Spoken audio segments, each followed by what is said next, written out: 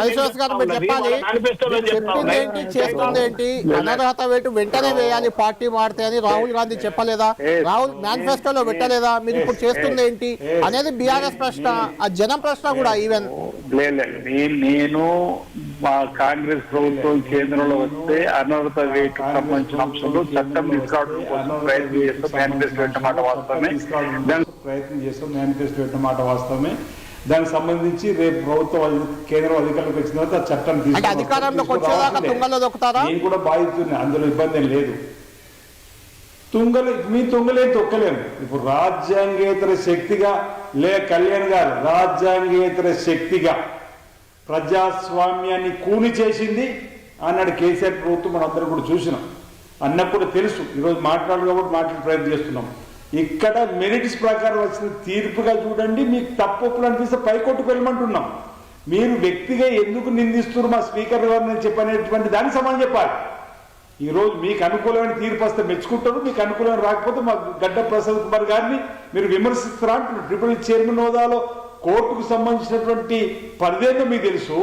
అందులో ఉన్నటువంటి వాదోపవాదాలు విన్న తర్వాత మీ బీఆర్ఎస్ పార్టీ కూడా అవకాశం ఇచ్చిన తర్వాత మెరిట్స్ ప్రకారం వారు ఇచ్చిన తీర్పును మీరు స్వాగతించాల్సింది పోయి, లేదు ఆ తీర్పులో మీకు అపనమ్మకం ఉంటే మీకు నచ్చినట్టు పై కొట్టుకోవాలని చెప్పి వ్యక్తిగా ఏ విధంగా మీరు విమర్శిస్తారు?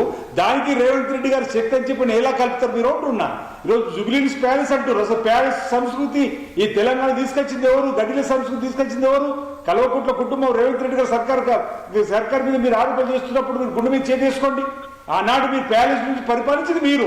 ఈరోజు ముఖ్యమంత్రి అయినా తన సొంత నుంచి పరిపాలన చేస్తూ ప్రతినిత్య 18 గంటలు మీరు ఫామ్ హౌస్ నుంచి పరిపాలించినటువంటి సంస్కృతి. ఈరోజు మీ అయ్యాలు 38 సార్లు నాకంటే ముందు కళ్యాణ్ గారు చక్కగా చెప్పారు ప్రజలకు. తలసాని శ్రీనివాసరావు గారు ఎట్లా మంత్రి ఇచ్చారు, సబితమ్మకి ఎట్లా మంత్రి పదవి ఇచ్చారు, ఓవైపు కాంగ్రెస్ పార్టీ టికెట్ మీద గెలిచి, ఓవైపు టీడీపీ పార్టీ మీద గెలిచి.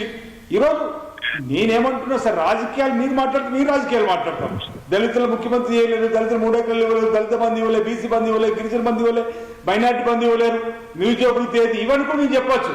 మీకు అయ్యాలో 10 సంవత్సరాలు ఇన్ని చేయలేదు. మీరు 2 ఏళ్ళు అవుతుంది. మేము ఆడపిల్లలకు ఆర్టీసీ కోసం ఉచిత ప్రయాణం మొదలు పెట్టినాం. 200 యూనిట్లు కరెంటు కాల్చుకున్న ఉచితం కరెంటు బిల్లు కడతలేరు. 25 లక్షల కుటుంబాలకు చేసినాం. మీరు విత్తి మాఫీ చేసిన సందర్భం రేషన్ కార్డు ఇవ్వలేదు, మీరు రేషన్ కార్డు ఇచ్చినాం, డబుల్ బెడ్రూమ్ అని ఇవ్వలేరు, మీ ఇందిరా మిల్లు ఇచ్చినాం.